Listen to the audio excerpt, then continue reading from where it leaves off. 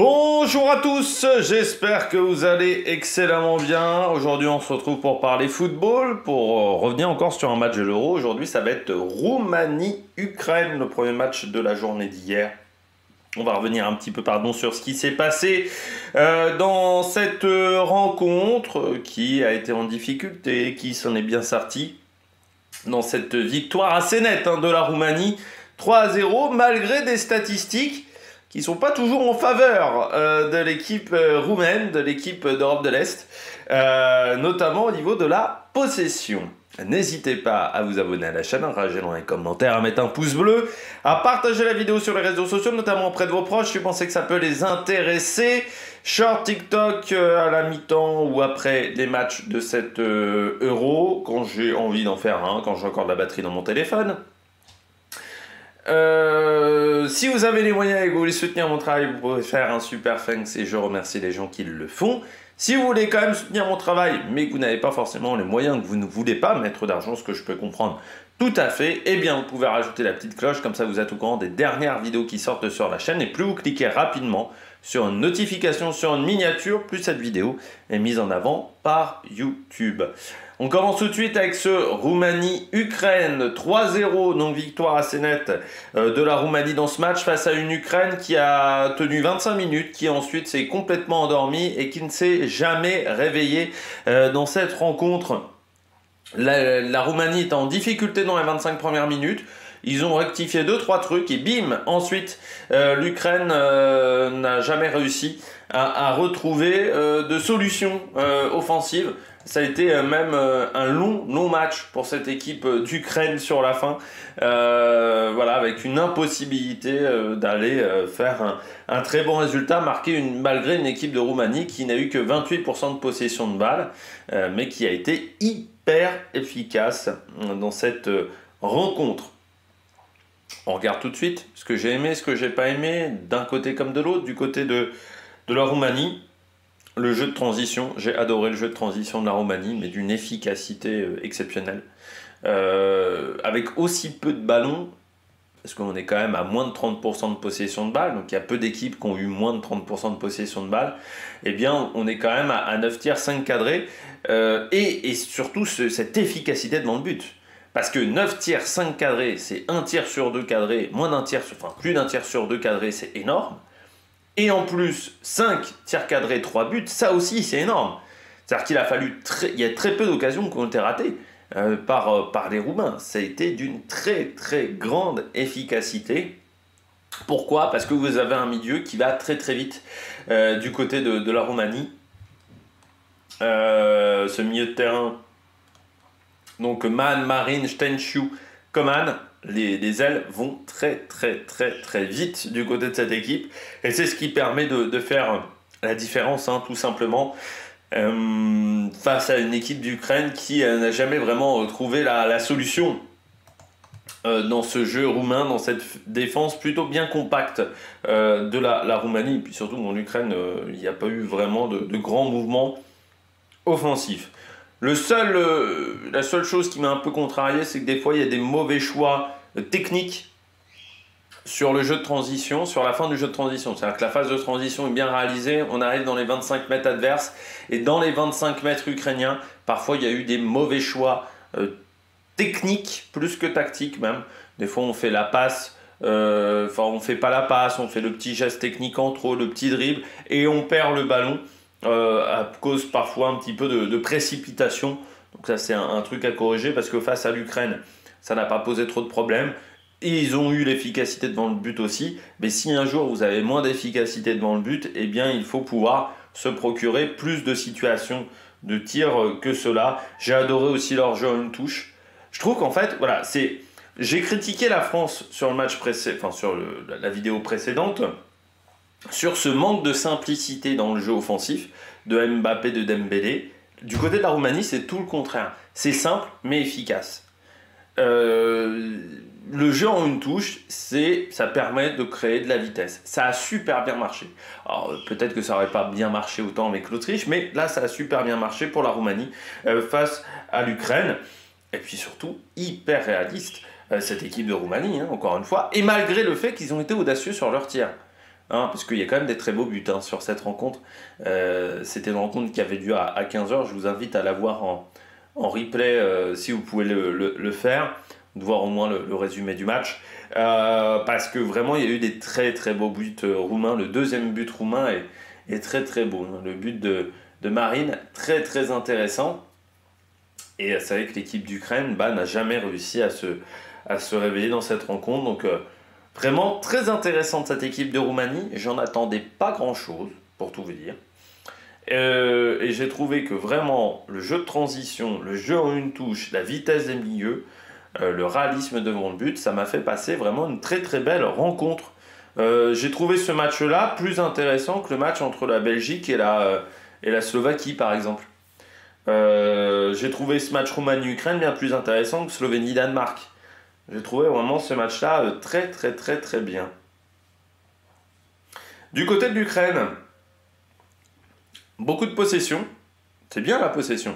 C'est intéressant d'avoir le ballon. Hein. Sauf que il n'y avait pas de grands mouvements offensifs. C'est-à-dire que ça a été le gros problème de l'Ukraine, c'était un peu des attaques arrêtées, quoi. Et donc ça n'a jamais vraiment surpris la Roumanie, ils ont eu beaucoup de mal à créer du mouvement, à trouver des intervalles dans la défense roumaine, parce que je trouve que le jeu sans ballon n'était pas suffisamment bon du côté de l'Ukraine. 25 premières minutes intéressantes de la part de l'Ukraine, où il y a des choses quand même, et tu t'attends pas à ce qu'ensuite il y ait 3-0 pour la Roumanie à ce moment-là, et ensuite complètement endormi. Vraiment complètement endormi. Après la 25e, il n'y a plus rien. Plus rien offensivement. Et sur les quelques actions offensives, ils sont très maladroits. Et défensivement, alors là, ça a fait du slip. Hein. Une défense qui a été beaucoup trop attentiste. Trop facile, en fait, presque pour l'adversaire. Tellement il y avait des espaces, quoi. Du côté de cette défense ukrainienne, on avait l'impression qu'ils n'étaient pas dedans, les Ukrainiens. Ce qui est assez surprenant, parce qu'en plus, pour l'Ukraine, c'est aussi un tournoi qui est important. C'est le premier tournoi depuis la guerre pour cette équipe d'Ukraine. Donc il y a un côté au-delà du sport, quand même, du côté de cette formation.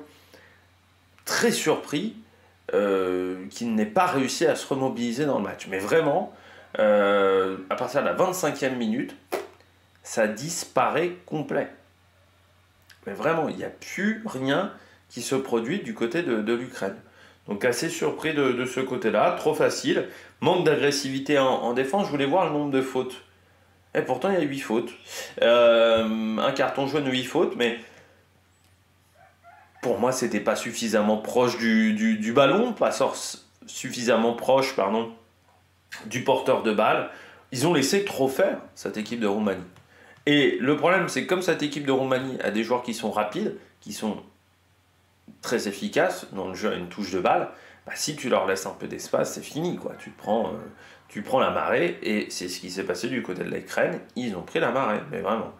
Il y a eu vraiment des situations où tu te dis, putain, c'est presque un miracle qu'il n'y ait pas eu 4 ou 5-0. Hein. Mais j'ai trouvé vraiment que l'Ukraine, dans toutes les équipes pour le moment que j'ai vues sur ce tournoi, j'ai trouvé que l'Ukraine a été l'équipe la plus faible. De tout ce que j'ai vu pour le moment, il n'y a qu'un seul match que je n'ai pas vu, c'est le match Espagne-Croatie. J'ai trouvé que c'est l'équipe d'Ukraine qui m'a paru la plus faible dans cette rencontre. Enfin, dans tout ce début de compétition. Et puis des vrais soucis sur le repli défensif. Je trouvais que ça manquait vraiment de vitesse du côté des défenseurs, notamment du côté des arrières. Zichenko et Konoplia qui ont été en grande difficulté face à Man et Coman du côté des Roumains. On passe au genre du match, comme d'habitude. Du côté de la Roumanie, en plus, moi j'ai mis Stanciu. J'ai bien aimé ce qu'il a fait, Stanciu. Alors déjà, il y a quand même un très beau... c'est lui qui ouvre le score. Belle frappe de la part de Stanciu.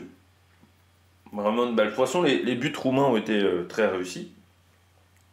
Je trouve quand même dans le jeu, ça a été un joueur très important notamment dans le jeu en triangle entre Benku, Stenshu, Coman. Je trouve que cette petite zone-là de jeu en triangle a très bien marché du côté de...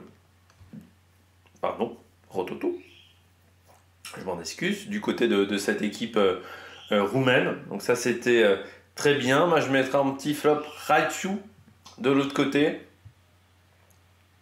Je trouve pas toujours très bien placé. Je trouve que Mudryk, par exemple, est peut-être le seul joueur ukrainien offensivement qui a eu de l'espace à cause du positionnement de Raichu sur les phases défensives.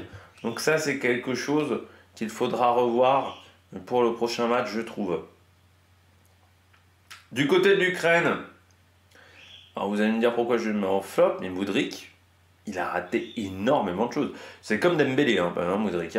C'est-à-dire que ça court vite, mais à un moment, il n'y a pas la maîtrise technique par rapport à Dembélé en plus. Il tente des choses, ça passe pas du tout. Et je trouve qu'il y a un manque de réflexion par rapport à ce qui se passe sur le terrain. C'est bien de courir vite, ce qui se passait notamment à une époque du côté de l'Angleterre. Ça courait vite du côté de l'Angleterre. Je me souviens notamment de l'Euro 2016. Le problème de cette équipe anglaise, c'est que les mecs, ils regardaient pas ce qui se passait sur le terrain. Bah, c'est le problème de Mudryk. C'est-à-dire que ça court vite, ouais, il trouve des espaces, ok d'accord, mais il y a un moment, il faut voir où sont placés tes coéquipiers. Il a provoqué énormément de pertes de balles. Je me souviens à un moment, il centre, il n'y a personne dans la surface de réparation. Donc ça ne sert à rien de centrer. Le joueur ukrainien le plus proche, il est à 20 mètres de la surface de réparation. Pourquoi tu centres à ce moment-là? Ça n'a aucun intérêt. Et je trouve qu'il a raté beaucoup trop de choses. C'est pour ça que je le mets flop. En plus, Shaparenko, parfois il a réussi à bloquer les attaques adverses. Voilà. Je trouve qu'il a amené un petit peu dans le jeu ukrainien. Ça reste quand même extrêmement faible du côté de cette équipe ukrainienne. Je trouve qu'au niveau du jeu, ça a été quand même très très compliqué dans cette rencontre pour l'Ukraine pendant tout ce match. Bilan, la Roumanie va peut-être être la grande surprise du tournoi. Parce que vu ce qu'ils ont proposé sur ce premier match, c'était vraiment bien. Surtout que le groupe est très ouvert. C'est le groupe de la Belgique et de la Slovaquie, mais c'est très très ouvert du côté de la Roumanie. Donc ça pourrait être vraiment la belle opération pour eux. Surtout que le prochain match de la Roumanie, ça sera face à la Belgique. Et ça pourrait peut-être éliminer, un peu mettre en grande difficulté la Belgique, et la Roumanie pourrait être très efficace dans la défense belge.